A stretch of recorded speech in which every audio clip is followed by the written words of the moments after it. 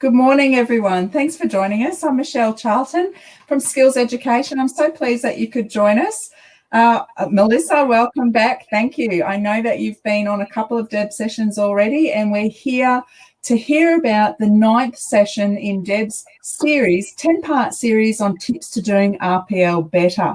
While everyone's getting settled, I'll just run through a little bit of the quick admin things that we need to get out of the way at the start of every session. The chat window is exactly the right place to be dropping in your hellos and shout outs and things like that. And also, if you've got some commentary, questions throughout the session, drop them into the chat so we can make sure they're addressed throughout the session. Deb's also got the handout ready for you. So if you move across from the chat tab across to the right, you'll see that the handout is there. It's ready to download onto your computer straight away. Now that's the admin out of the way. I will let you know that today's session is being recorded. So anyone who hasn't been able to join us for the live session will be able to log into the VETA portal and access the recording after the event. On that note, thank you to VETA. They support the skills education sessions by providing all of the technology around our events.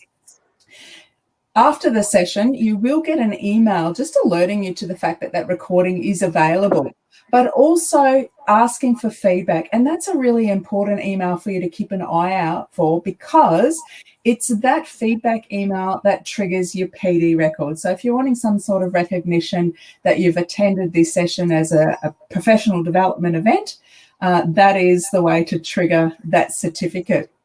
Now, as I said, Deb Carr is our presenter today. Deb is on to session 9 out of her 10-part series, 10 tips on doing RPL better. And I've got to let you know that these sessions have been well taken up by people who are interested in hearing about Deb's research. Deb recently completed a Master's of Education, and her thesis was all around RPL and the RPL candidate as being a neglected stakeholder in that whole process. And these 10 sessions are sharing the outcomes and the insights to come from Deb's research. So it's been a wonderful experience to watch people have the discussion about their best practice and ways to do things better. And definitely today's session is all about the importance of getting that industry expertise. So it's going to be a great session to hear the insights, not only from what Deb has been able to uncover as part of her research, but also with her special guest recorded interview, John Price, and hopefully we'll be able to have John on live later in the session to engage with the conversation with us. So I'll leave it at that, and I'll hand over to Deb because I know that she's got a lot of interesting stuff to share with us again this week. And thank you very much again for joining us. Thank you, Deb. Thanks very much, Michelle. I can't believe we're up to number 9. So I just want to add with the research as well that the focus on the listening to candidate voice, there has been no research since 2009 in Australia. So for 11 years, we haven't really investigated what the candidate's experience is from their perspective. So this was very muchly a research need. So these sessions are for RPL program managers and practitioners that seek to do RPL better. My research revealed many problems associated with the practice of RPL, no surprises there, but we now have empirical evidence of some of those problems from candidates' perspective and as to the extent of the problem. As I continue to research, listen and practice, potential solutions are evolving. This 10-part series delivers possible solutions to doing RPL better, mainly at program level. I think these will improve RPL practice because they speak directly to candidate experience. We do have systemic problems with RPL. From my perspective, funding's a big problem, and so is overly prescriptive units. But these sessions recognise that we can do RPL better within the system that we do have. Australia's nationwide competency-based RPL framework is envied by many, many countries, and I'm finding out more and more. The changing nature of work, globalisation, ageing demographics, and the rapid pace of technological advancements drives national imperatives for RPL across the globe. COVID-19 has placed even more imperative on RPL as people transition careers. RPL can make skills more visual to individuals themselves as well as employers. In this way, RPL can improve the efficient use of skills, reducing underemployment. The efficient use of skills directly impacts our economy and social fabric. So next week is our last session. We talk about building partnerships with employers. This is in response to the second biggest difficulty faced by candidates, and that's the dreaded third-party report. This is new research. This was not discovered in 2009. So I'm still looking for people who would like to share their good practice around engaging with employers.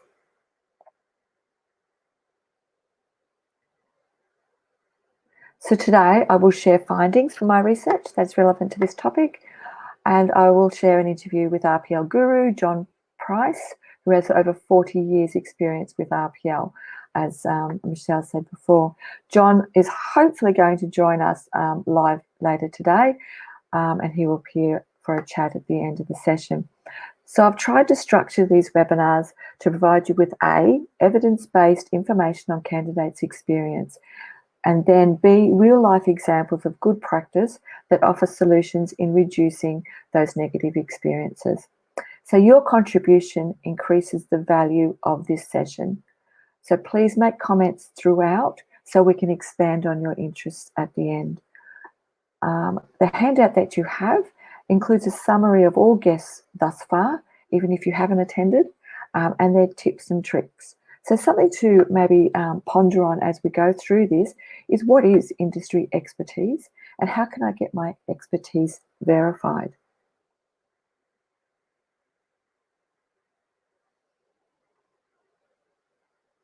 So what problem are we trying to solve? My research findings show evidence that candidates have difficulty connecting their workplace experience with units of competency and required evidence pieces. This is exacerbated by the rapid pace of change in the workplace. Technological advancements, globalisation, and research are three big things changing work practices. This has impacted the context of how skills and knowledge are applied in the workplace.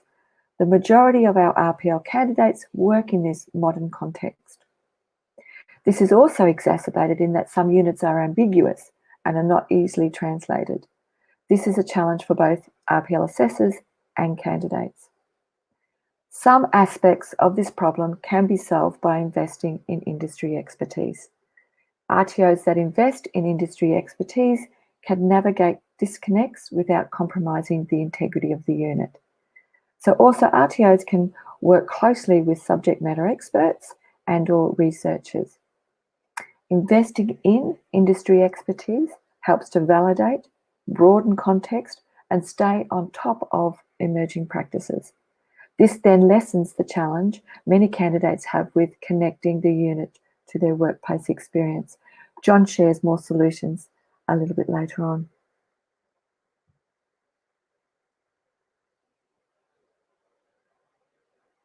So I interviewed 21 assessors with collective experience of over 5,000 RPL assessments across all AQF levels, all institution types, and many different training packages.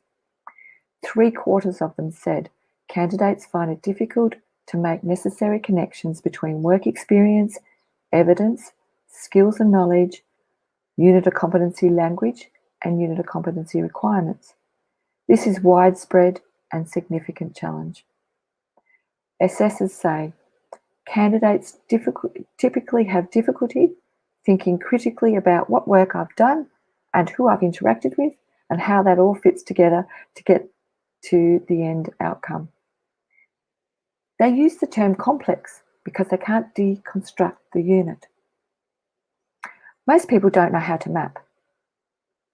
It's very challenging for students to actually interpret evidence requirements back to their industries and their experience. Added to this challenge is that many times candidates don't know what they know.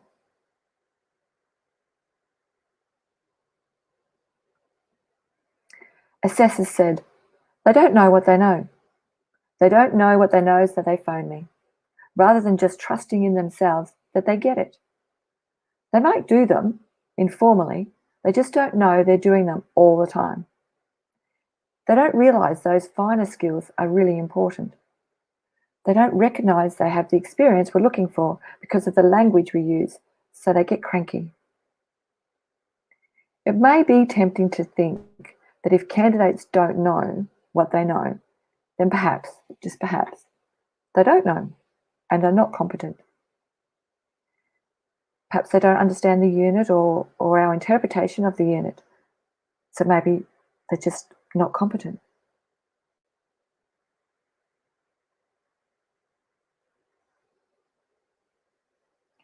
Just because someone does not know what they know does not mean that they are incompetent.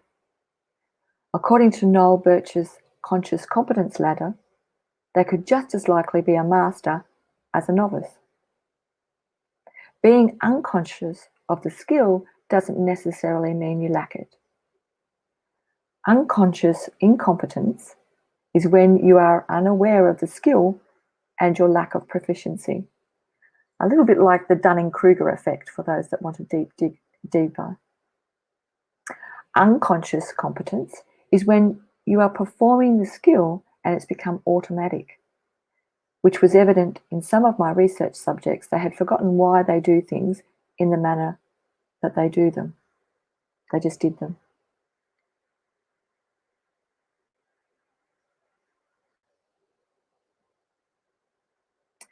Assessors also said candidates do not have the words to articulate their skills and knowledge or how they come to know what they know. This made it difficult to connect their experience and the competency requirements of the unit. They cannot describe the depth of experience they have in short, succinct way. They don't have the linguistic skills to explain what they know and what they're showing through reference to the requirements of the units, particularly at lower level AQFs. It's challenging to learn the vocabulary to describe how I come to know what I know. So making connections is even tricky for TAE RPL candidates. As part of my study, I focused on candidates' voice. Research subjects were TAE students. So for our international audience, this means they themselves were competency-based assessors. I followed their RPL experience for 5 months. They were aware of the cognition needed to connect work experience to the competency requirements of the unit and subsequent evidence pieces in their workplaces. They thought critically about their practice and engaged in self-reflection to double-check they really did know what they claimed to know. They had the benefit of being familiar with the unit of competency speak, so much of their effort was trying to connect that to their experience rather than trying to interpret the unit. Even without the task of interpreting the unit, it still was not an easy exercise. So then I started doing some reflection and thinking, okay, I'm actually doing this in my job and that matches with that. And it's interesting because you don't know what you don't know. You do things, but you don't really know what it is that you're doing, but it's not until you look at the theory and you go, oh, that's what it's called. And every time you provided evidence, you literally had to say how this connected with that. So you're actually conducting a mapping exercise. Well, I think really we spend so much time in the workplace and we do things because it's habit. But this RPL is actually adding value and allowing me to go back and look at theory that's been in the back of my mind. It's interesting being able to talk to candidates that have that meta-learning reflection ability. They were becoming more conscious of their competence. It was not an easy exercise, nor was it devoid of emotional responses, as my previous webinars talked about. Many candidates felt that they were professionally questioned and didn't find that a positive experience at all. One candidate said, once she sort of broke it down for me, I'm like, I actually do know these answers. The candidate that made this comment was about a colleague She made the comment about a colleague that was helping her, a subject matter expert, not the assessor in this case.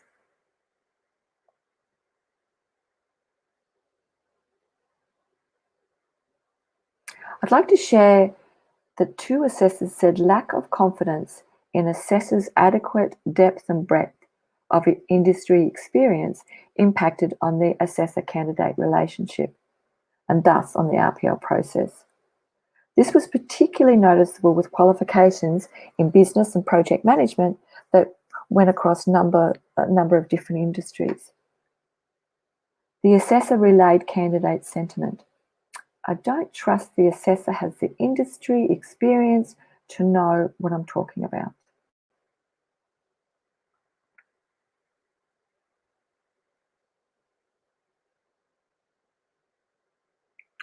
So John shares the benefits of industry expertise. He defines what he believes is industry expertise. He shares practical tips to help candidates make connections with competency requirements. And he also shares how external subject matter experts can help with RPL. As we listen, please feel free to comment throughout, and this will inform our discussion afterwards.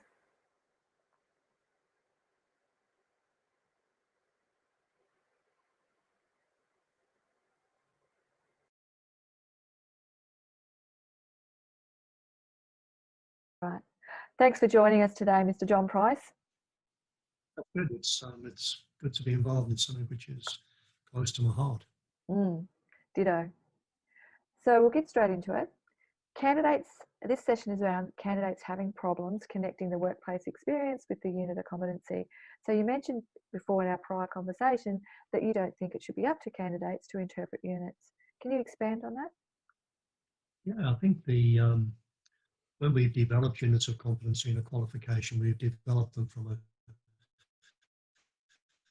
delivery and assessment purpose. So I'm not just going to deliver, I'm going to deliver to you how to be a fit returner. What it's done is it's been broken down into a number of units of competency so we can put it together in a delivery and assessment situation. When we're assessing students who've been gathering those skills in the workplace, units of competency don't actually exist in a workplace. So to get a student to look at a unit of competency and analyze it, I think it'll be a bit off-putting for them because they'll be thinking like, well, how does this relate to something else I do? And examples are things like, in my industry, mixing ink. There's a unit of competency on mixing ink, but you don't mix ink. You mix ink when you're printing a job, and you mix it, and just by chance, there's probably 7 or 8 units of competency involved. So to get students to actually analyze a unit may actually be fairly difficult for them if it's not contextually looked at in terms of an activity that they do in the workplace. I think the other aspect of that is that I can remember 40 odd years ago, Deb, when I got involved in this stuff. I was only 3 or 4 years old maybe. And I can remember my lecturer saying to me, Pricey, if I'm going to teach you how to ride a bike, I'm not going to assess you on how to mend a puncture. What he was doing was saying 40 years ago that validity is so important that we only assess people around what's in a unit of competency. So, back 40 years ago, I was learning about the principles of assessment. I was learning that if analysing a unit of competency isn't in the unit, why are we assessing it? It becomes invalid. I think you take that further and you look at things then the other principles of assessment like reliability. At some stage, the assessor is going to have to analyse that unit anyway to make sure that the student, the candidate, is on track. So the assessor is going to have to do it. So why isn't that what happens? I don't think about it. I always think about some of my time up in Darwin and talking to a teacher, trainer and assessor in plumbing, and he said there's 63 units of competency in plumbing. He said, if I ask the students to go away and analyse them, they just don't come back. And so I think part of this process, and something which is very close to your heart, of course, is making it comfortable for a client, for a candidate to be able to see what's involved in this. That makes perfect sense to me, that when we ask them to interpret the unit, that's actually invalid. That's over and above the competency that we're looking for. Yeah, it's not. You and I know that within units of competency in TAE that people have to be able to learn how to interpret units. But again, in all of my experience around the country, I often find that trainers, assessors can sometimes struggle in interpreting them. So to ask a client, a candidate to do it, I think is, I think it is invalid. I don't think we get the reliability that we need, because if I'm interpreting as a candidate a unit of competency, am I doing it right? Are you going to assess me against my interpretation, or are you going to assess it against the assessor's interpretation? And again, the other two principles of assessment, furthest, is it further? You don't ask a student in a normal delivery and assessment environment, mode of delivery, to interpret a unit of competency. Why do we do it with RPL candidates? We need to be flexible. We need to be flexible.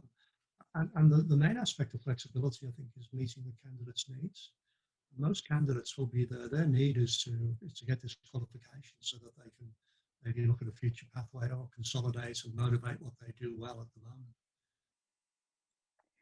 So they're my thoughts on it. I think that process, the validity is at risk if we do that. So what does it mean for you that assessors have industry expertise? I think it means a lot. I think it goes beyond industry currency. Okay. So if I'm current in industry practice, I continue to maintain my currency against the units of competency that I deliver and assess. But as soon as I've got industry expertise, it's actually wider than that. And you, like me, would have met people that are highly motivated in their industry to go beyond the units that they deliver. So industry expertise to me is something which is, that are expert skills and knowledge in their field. And I think that in an RPL situation, where this helps us is in our planning, and we'll probably talk about planning later, but if you're and again, I'll use the printing industry as an example. If you look at the printing industry, it's broken down into basically newspapers, packaging, labeling, those sorts of commercial printing, letterheads, etc. And if you haven't got a broad industry expertise, at least in knowing what goes on in there, and by that I mean things like the deadlines, the equipment, the resources, the technology they use, they're very different. So if I know that you're coming as a candidate, and you've worked mostly in the newspaper industry, I know you'll have been put under lots of pressure to get jobs done at a certain time. And part of later on building a rapport with you, I need to be able to express that. I need to be able to make that connection between us about my understanding that although I may have been brought up in a commercial printing environment, that's where most of my expertise is. Hey, hang on, I understand that you've come from packaging, or you've come from a newspaper, or you've come from labeling. It helps to build the connection and the rapport. And certainly when I do my planning before I start the RPL, it gives me a really good idea on where to start. So I think it is different. I think expertise is more an intrinsic thing. We are required as a trainer assessor to maintain my industry currency, but I think expertise goes one step beyond that. So breadth more than depth almost. I think you're right. I think in terms of breadth, knowing more about the industry that you're in is really important. What is the technology on this end compared to the technology on this end? What are the processes? How are they different? And remembering that, and again, I use the example of printing with those 4 different categories of print. It's actually the same qualification that people are going for. So I need to be current in that, and I also need to have industry expertise so I can interpret some of that evidence that they're going to present that I need to look at in terms of the unit that maybe it's not something which I've been spending lots of time working in. So you mentioned before how technology advances may render some assessors' interpretation of the unit outdated. Yeah, the good thing today, I think, is that we're finding most trainers and assessors do get back into industry, and even though it might be focusing on their currency, they're actually keeping up to date with lots of the technology that goes on. But I think that's really important, because industry is changing all the time. And if we're not aware of what's going on, so if I'm going to be, an example would be that I can remember a RPL assessor saying to me that he went to RPL somebody in the transport industry in a warehouse, and the first thing he was looking for there, he was looking around looking for a forklift, And the guy said, "Oh, you're interested in what we do?" He said, "Yeah." He said, "I can't see a forklift anywhere." The guy said, "Oh, we've got a couple down the back if you want to see them, but they're gathering rust. We don't use forklifts." Mm. And in the mind of this RPL assessor, that was the way that he used to move stock around. So he would pick stock, he'd put it on a pallet, he'd then move it with a forklift to another area where it would be combined. This guy said, "We don't do that. The technology here, as you can see, we've got all these conveyor belts. We've got all of this this barcode reading that's going on as the product's moving around. It actually comes together at the end and somebody takes it from the conveyor and then wraps it and it goes into the truck." Can I ask you then, John, what if the unit of competency says forklift? Yeah, you're right, and I think that's a really important thing. So there are units of competency in operating a forklift. This particular unit of competency is called pick and process orders. So again, when you look at that unit of competency, it talks about using equipment, but it doesn't talk about the specific. It doesn't mention a forklift, doesn't mention a hand pallet jack. You know, it talks about equipment to move, to pick, and to move materials around. So I think that's the important thing. We both know if it says forklift, I've got to see you operate a forklift. I think that's a really good, it's a good body of question. It's not missed that if it requires a forklift, we've got to do it. Yeah, yeah.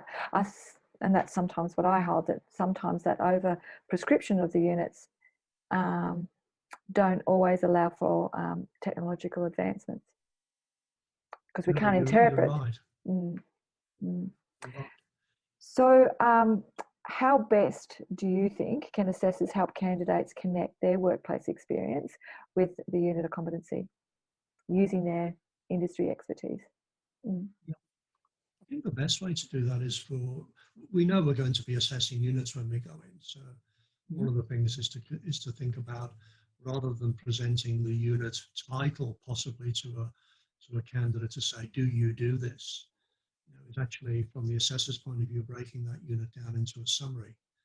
So, you know, one of the things I do is I look at a unit of competency, and I can generally, and again, we'll talk about expertise later and how I need to make sure I get my expertise clarified, but I can generally look at a unit of competency and break it down into maybe 5 or 6 statements that summarize the unit. So much so that when I create those statements, I actually look right across the unit so I can see my statements actually map to the unit. So I then create this 5 or 6 statements that I would then present to you as a candidate and basically say this particular unit of competency on treat weeds, for example, requires you to be able to do these things. Do you do them? I think in the past when we've said to somebody, "Can you treat weeds?" Say, "Oh yeah, I did it last weekend. I sprayed the weeds down on the pavement outside the house," and without really understanding what the unit's about. So I think an assessor can help. You and I talked before about a go, no go gauge. Yeah. I think part of that go, no go gauge is an assessor presenting a summary to a student, to a candidate, to say, "Is this you?" And again, if we've developed an honest relationship, that person's going to say, "Well, it is, but I don't do this bit here." Okay, let's have a think about how you might be doing that in a different context that we can talk about. So again, it's part of building that relationship. But I think that self-assessment summary is so important for an assessor to do. And from my point of view, I then use that self-assessment to actually lead into the competency conversation, the professional discussion I'm going to have. Mm-hmm, mm-hmm. So if I've asked you to determine whether you plan a presentation, for example, units of competency in planning and preparing a presentation, if I've given you a summary and one of the first things is to do with the fact that you plan, it leads into me asking you the question, "Well, Deb, tell me about how you go about planning your presentations." Mm. What it does, it creates this comfort for the student to go from a self-assessment into the conversation, because many of them may not have been at school or studied for many years. I've heard that in other webinars I've had. The flow of conversation has to continue, and that first self-assessment conversation that you've had can build context for subsequent assessment, RPL assessment. Mm. Mm. I think that's really important, because what it's doing is developing a rapport between both parties. Yeah. So as a candidate, I feel comfortable that you know my industry. As an assessor, you feel comfortable, you know what you're talking about. Yes, yes. Really isn't. Can assessors maintain this without industry expertise? It's difficult. I think industry expertise is something that is a real benefit to them. From my point of view, a lot of people will ask me to develop RPL assessment tools for them. And again, some of the ones I've done in the past have been related to things like beauty and, pet grooming and all sorts of things, And although I might be a beautiful pet groomer, I really don't have much knowledge in that. So what I do is I say, of course I can do that. I suppose because if you think about my expertise is being able to analyze a unit. So I can put something together which is a summary of the unit. And then I insist that what happens then is that trainers and assessors who have got the vocational competence and currency look at it and say, Pricey, that's not bad, mate, but you've missed out on this little bit here. And then it's easy to add. I think if a trainer assessor is going to do it, they really do need to have that broad experience, that depth and the breadth to actually be thinking about where are these people coming from? What are the sort of things that they're going to be looking for? Yeah. In what ways do you think the RPL process can, besides that design step, can utilise subject matter experts? One of the great ways that I've used them is to, particularly if I've been working with an RTO that maybe have a particular client, and it could be a client in retail, it could be a client in any area, and maybe that client has got 20, 30, a couple of hundred people they want to RPL. What we do is we go and we talk to the subject matter experts about what is it within your business? What do you call this? What do you call this particular product that might be called? And a great one for me is when I've been looking at units in quality and teaching people quality. Often we think about a continuous improvement report might be what I call it. But when I talk to subject matter expertise, they say, mate, it's called a corrective action request within our industry. So I then need to be aware of that so that when I'm then interviewing the candidates and I'm gathering evidence, I'm looking for a corrective action request and not a continuous improvement report. So using an SME is so important from getting that context of the sorts of evidence I'm going to be looking at. If I can remember years ago doing RPLs in TAA, so that takes us back a few years ago, and there were a lot of, in Queensland, a lot of teachers coming from schools that were teaching in this area. When I was looking for and talking to them about a training and assessment strategy, I was getting this bit of a blank look until I actually found out that what they called it was an R9.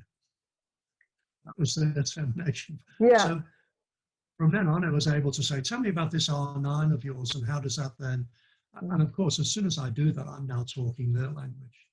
Yeah, I mean, I found that a lot of the candidates in my study, and they were all TAE, doing their RPL and TAE, they even had different terminology for different things. And it was an aha moment. Oh, you mean this? Oh, they're talking about this, So that's what I mean, that being able to contextualise to my experience, having that industry expertise and that breadth helps me to make those connections with the evidence that I have. With a subject matter expert, of course, there may be situations within the unit of competency where you need to get more than one example. How have they done this over time in a range of contexts? And so often with a subject matter expert, you can gather supplementary evidence of that person working in that environment and actually doing it in a range of different situations over time. Yeah. If you can't get that, and sometimes the subject matter expert or sometimes a candidate isn't working, so it's difficult to get that. So you have to think about, well, I've used a subject matter expert, at least from the industry, to know the sorts of products and things and their terminology. Yeah, yeah. I want to ask about wild evidence and thinking on your feet. You mentioned that's particularly useful, those skills, for RPL assessors. Can you tell us a story about that? Sounds scary, doesn't it? Wild evidence. Oh. I think for a lot of RPL assessors, it sometimes is a bit scary for them because they actually don't know what they're going to see until they get there. So this colleague of mine, John Dwyer, actually coined that phrase, wild evidence.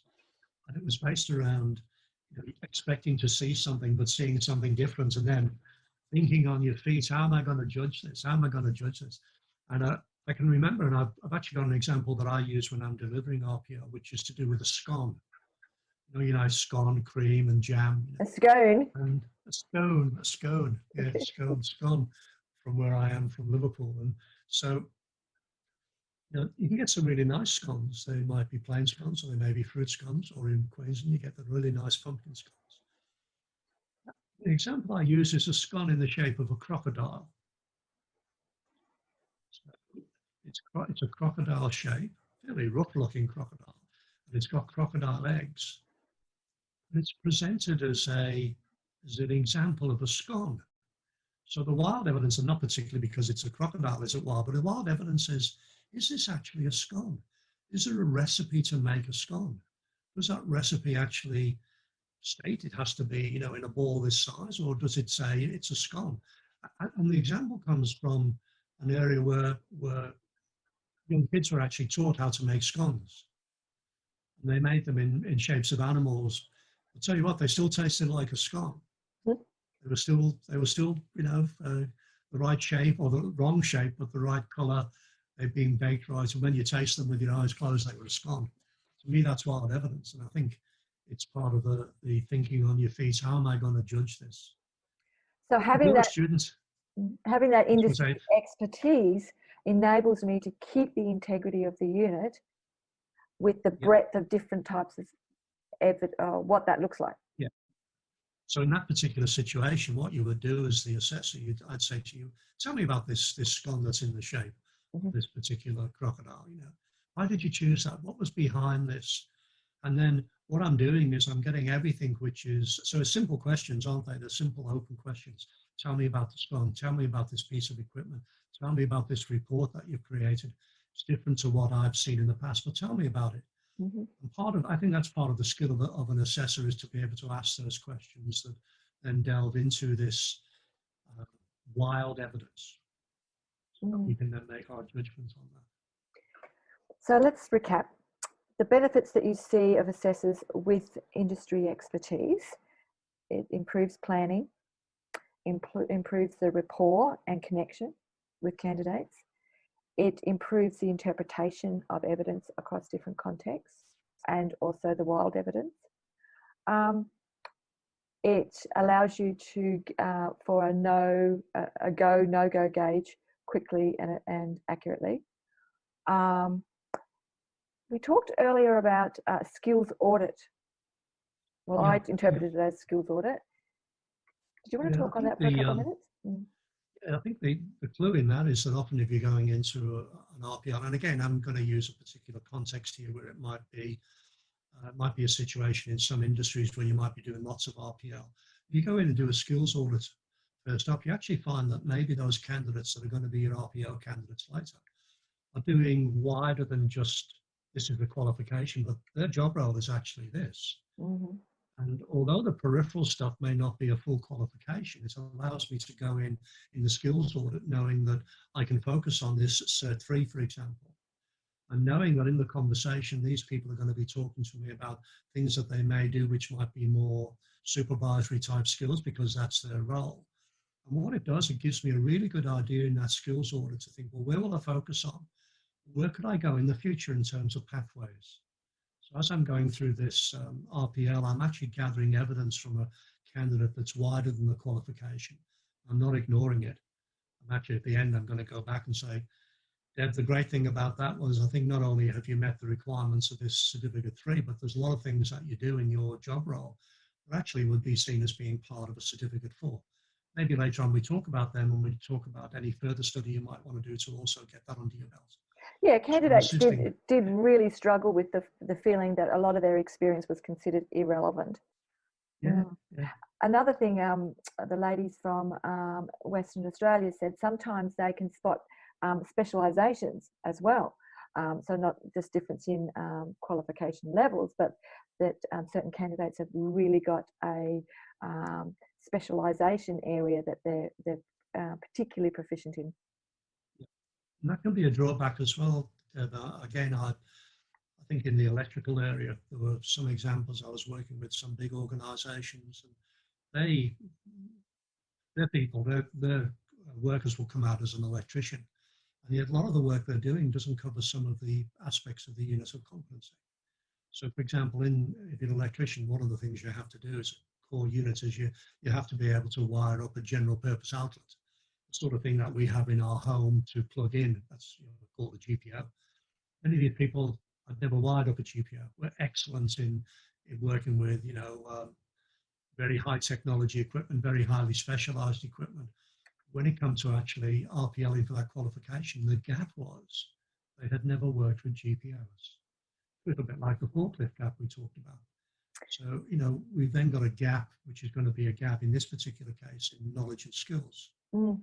We then need to be able to, within the RPL, talk about how we can support people through that gap. Yes, and we have discovered in other webinars and actually in my research that what you find as a gap is just as useful to the candidate as what you recognise they do have. So what they don't have and they do have is just as helpful, because it gives them the focus and to target resources and effort to a particular learning need. Yeah, a good example of that, one of my sons is the general manager of a printing company in Brisbane, and talking to him probably last year about maybe he should be RPLing into a diploma in management or advanced diploma. He said, "Oh no, Dad, I'm happy doing what I'm doing." And I said to him, "But I know your boss really well. What are some of the things that he continually has a go about to you about?" He says, budgeting, finance, always having a go about me. So, well, wouldn't it be great if we actually found that through, maybe you're going through a diploma, we actually find that financial area is a bit of a weakness. I said, I know James would be really supportive of actually filling that gap, because he wouldn't be on you all the time, and we can provide some opportunities for you to fill that financial gap. So you're spot on.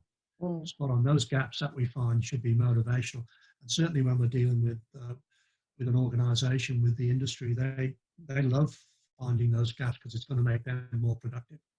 Yeah, and it's focused investment. It's not, there's, a rationale and objective right from the start. It's not just blanket general training. It's very targeted. Yeah. And he said to me, and he still hasn't done it, he said, but as a general manager, I can delegate that to other people. Yeah. I've heard that before. Well, thanks for your time. We've gone a little bit over again, John. It would be wonderful if you make it to our live session and the audience can then ask you questions face to face. Looking forward to that. Thank you. Thank you very much for your time. It's been great. Thank you.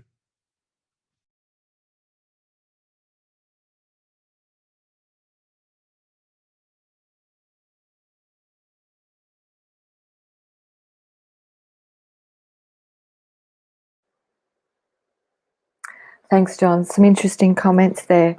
Carmel took away a comment around using the self-assessment as to contextualise the professional conversation, because so often, as she said, that the self-assessment is just used as a screening process and never really even looked at again, where potential candidates do actually put in an effort with that. Also, I see that John has stressed through that this self-assessment, this go, no-go, is a guided activity, and that having that industry expertise is able to deal with the wild evidence and the different contexts that person can apply. So we're just waiting for John to come on. If you would like to ask any questions, I certainly have a question that John mentioned that industry expertise is an intrinsic thing. Is there a way that we can make my expertise verifiable beyond the normal currency process that we go through? So, John, did you want to turn your mic on? Yeah. Oh, yep.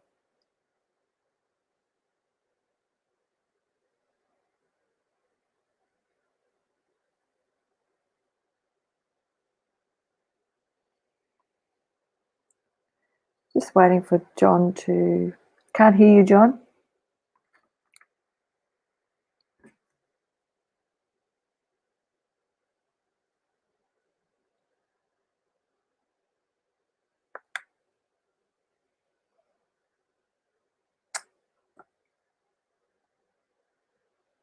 Just waiting for John to come on. I can see your mic is on, but I can't hear you, John.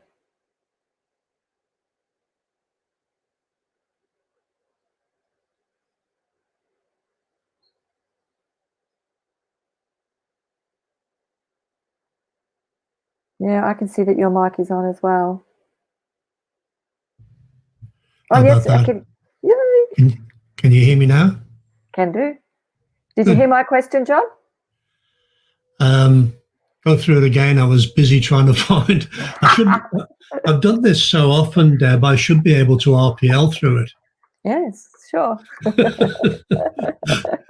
Okay, so what was your question again? So you said industry expertise is an intrinsic thing. And you mentioned during the interview that is there a way that I can verify my expertise?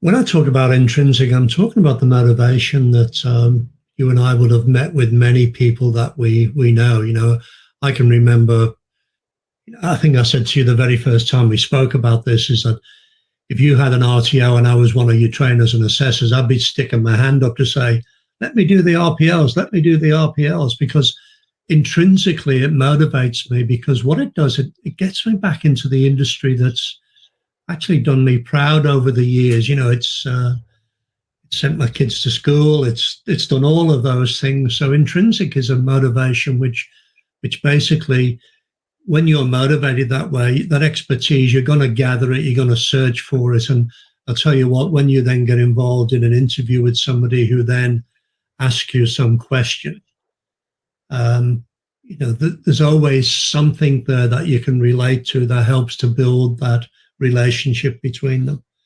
I don't think building industry expertise is something that, because it's not a compliance requirement. In other words, your compliance requirement is to, you know, get your industry currency against the units that you deliver. Whereas your industry expertise is really to do with being able to, you know, go beyond that. And again, you and I would know people that, you know, might never be registered within the skills profiles within their RTO, but they do so much work and put so much energy into getting very close to what this industry is that they really do feel they belong to.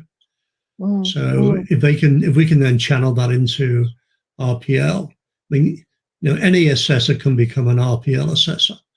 I think some of the things I spoke about, being able to think on your feet, being able to see that you're going to be gathering evidence that's wild evidence, because it wasn't stuff that you taught people.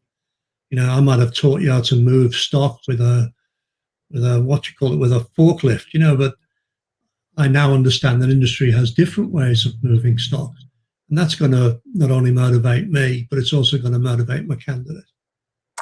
On the same side of on the different side of that token, also, if I don't engage in that expertise, I'm going to avoid doing RPL.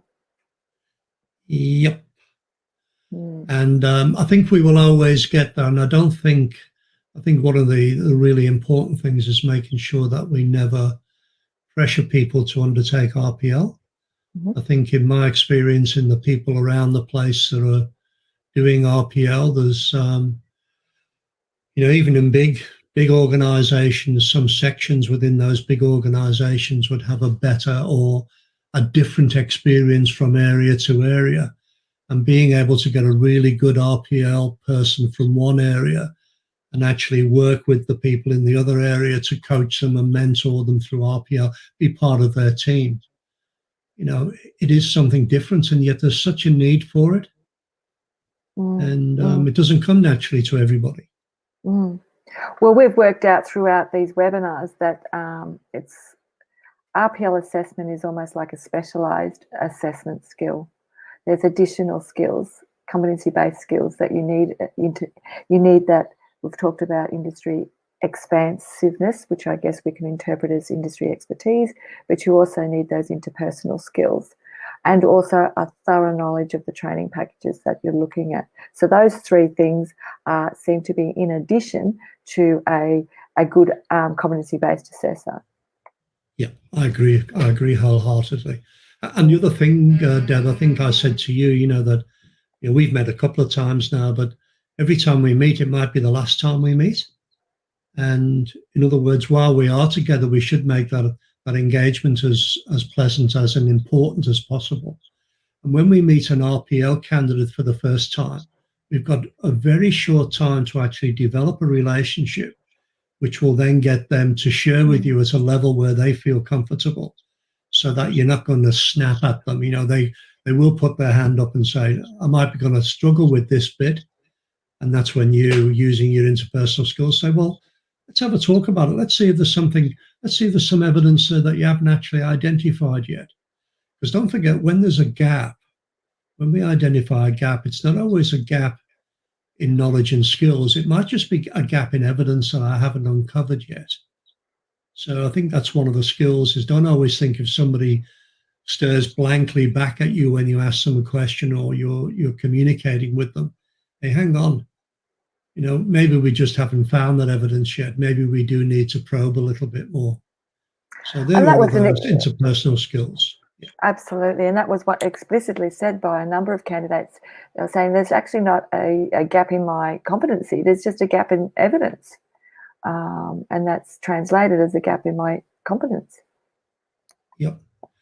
And I think there's a comment there from Michelle, I think it might be, that basically says that we're trying to get down to, I think, Shane, you're asking some very personal information and making a judgment about how good that personal experience is. I think she's spot on.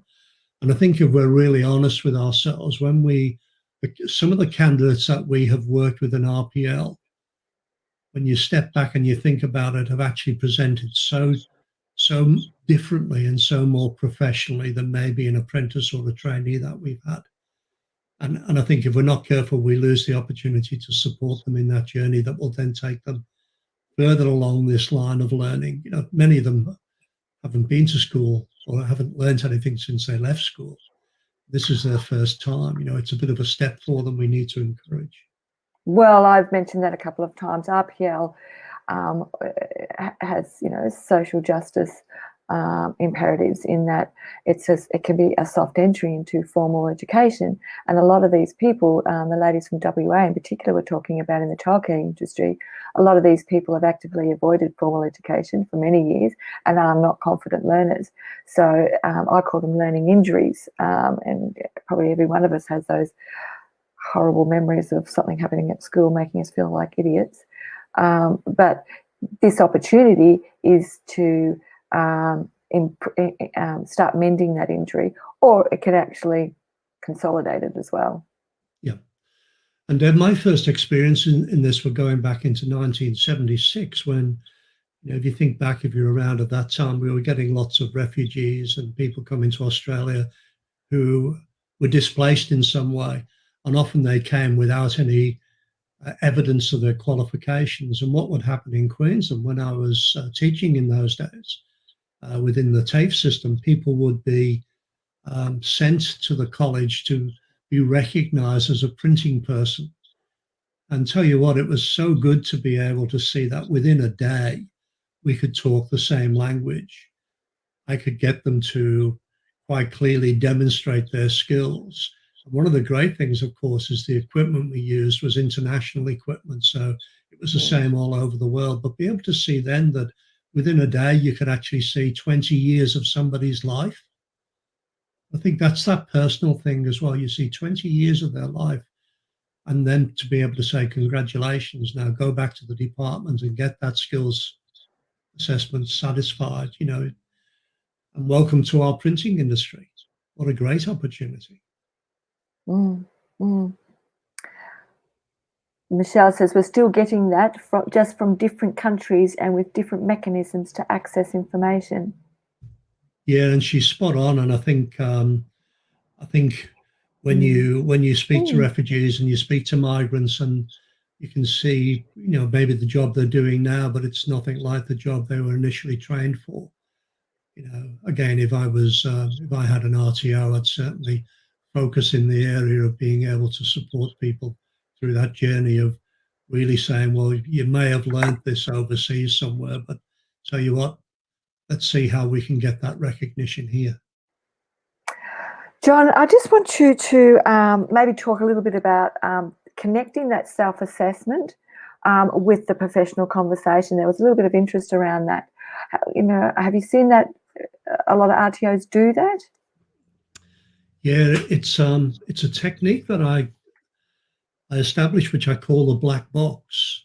So when I'm getting involved in RPL, what I do is I would look at and I do it unit by unit in terms of the preparation.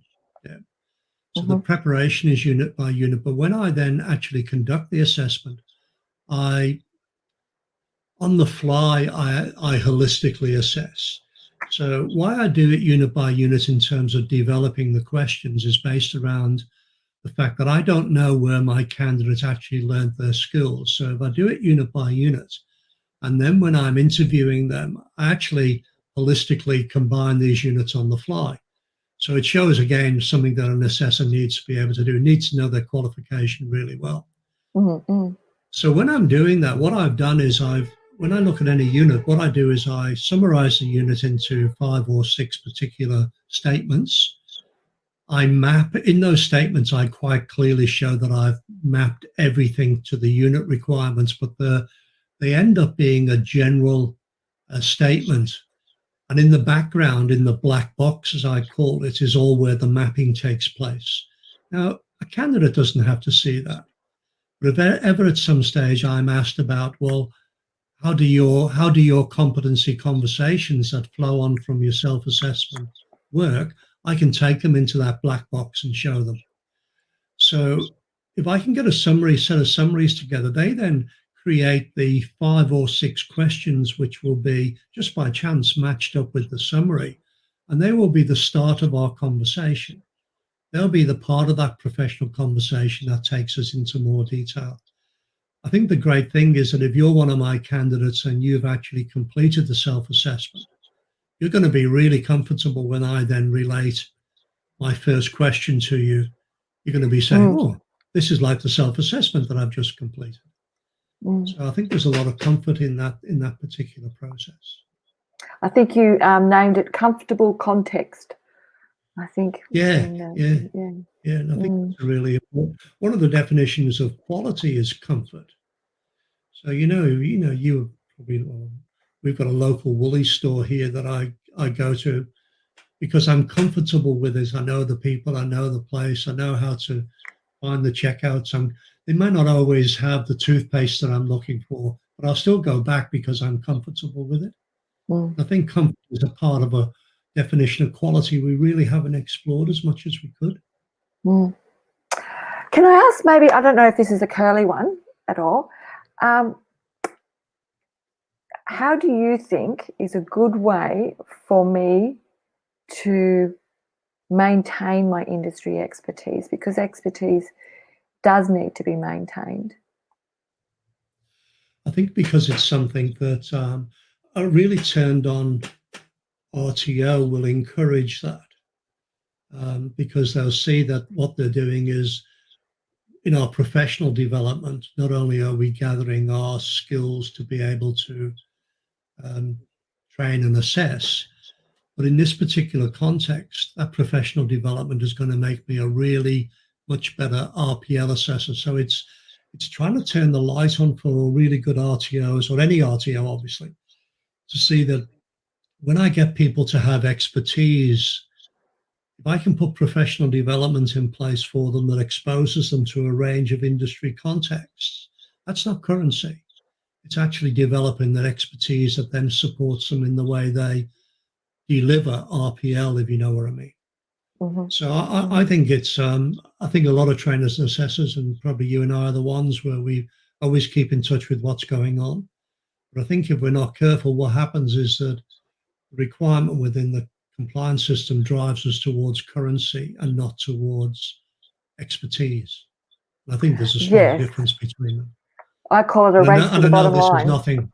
This is nothing to do with the compliance situation we're talking about here, but unfortunately, the extrinsic motivator of compliance hangs over the top all the time.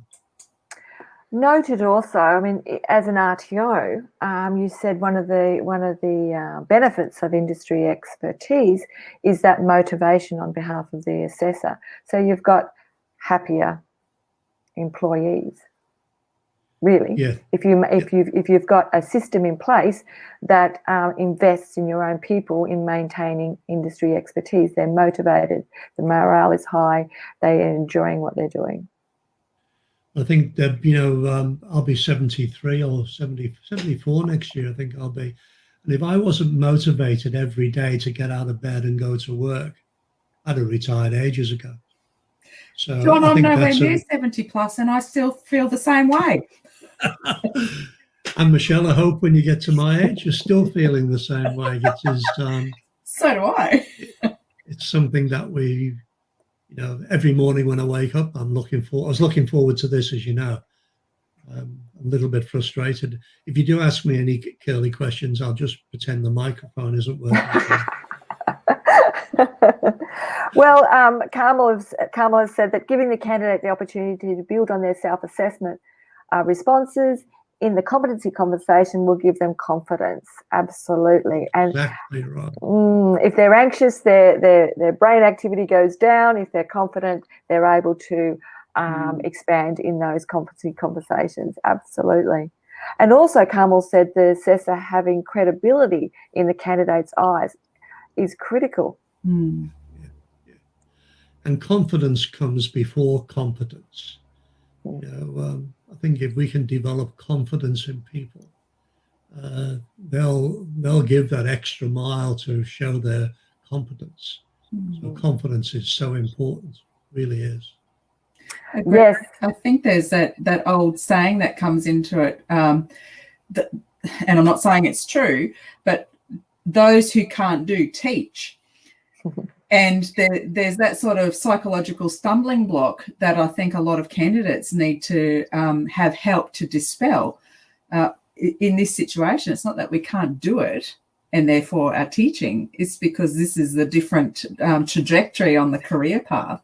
So having and building that credibility in eyes of the candidates goes a really long way to dispelling that myth or that incorrect stereotype.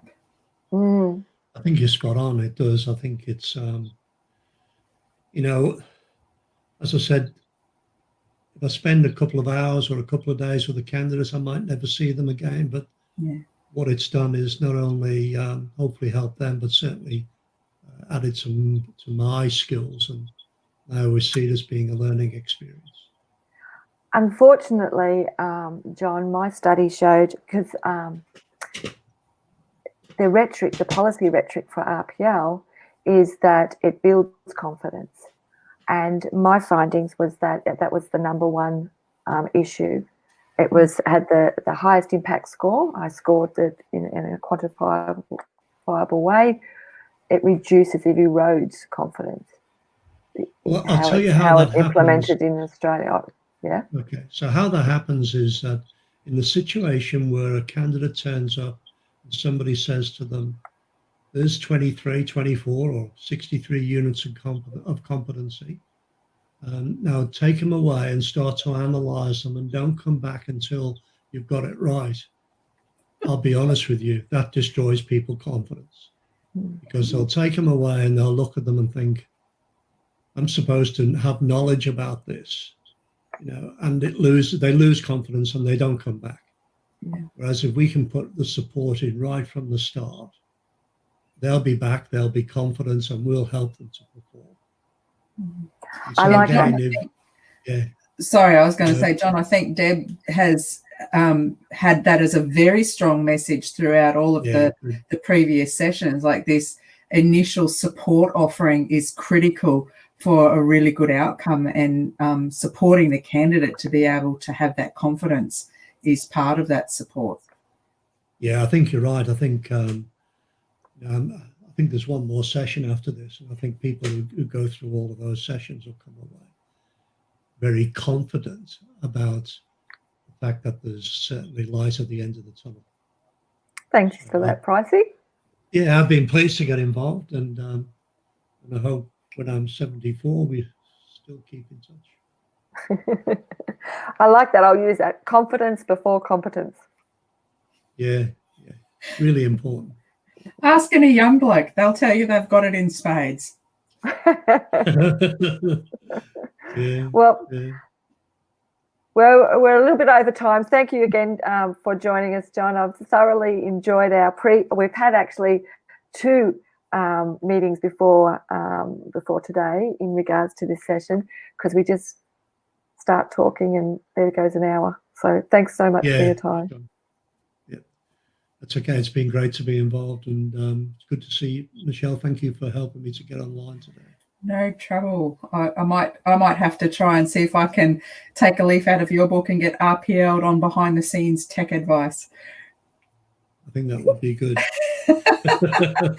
So, folks, I'll just wrap up the session. We've had yet another good bout of discussion, and a big thank you, of course, to John for coming on and spending the time, as Deb and John have just discussed. They had a few discussions before the session, but also I think it's important at this juncture to also thank Deb for having the initiative to bring together so many RPL heads, if you put it that way, to come onto the session and have the opportunity to discuss this topic. And as each session unfolds, we just find more and more discussion points coming out. So it's been a wonderful opportunity once again. And I'll just also, as a reminder, to let everyone know, keep an eye out for that email that's going to come from the VETA team after the today's session has ended, because that feedback email is going to trigger your PD record for today's session. And I'm just dropping into the chat as we head off that Deb has her last session, session 10, which is about building partnerships with employers. And it seems like that's the final link in the chain in some regards, making sure you've got all of the support and the expertise. And then, you know, somewhere along the line, the employers have to come into it. So we've dropped that into the chat window. Love it if you can register and be on for that session with us. And that's going to be next week. Yes, next week. I'm also looking for one other person that would like to share their good practice in building partnerships with employers. Okay, so guys, it's up to you to spread the word. Put your feelers out there and we'll get another RPL head on the screen. Share the expertise. Thanks, Michelle. You're welcome. Thanks again, everyone. We'll catch you next time on Skills Ed Session. See Bye now. Bye. Bye.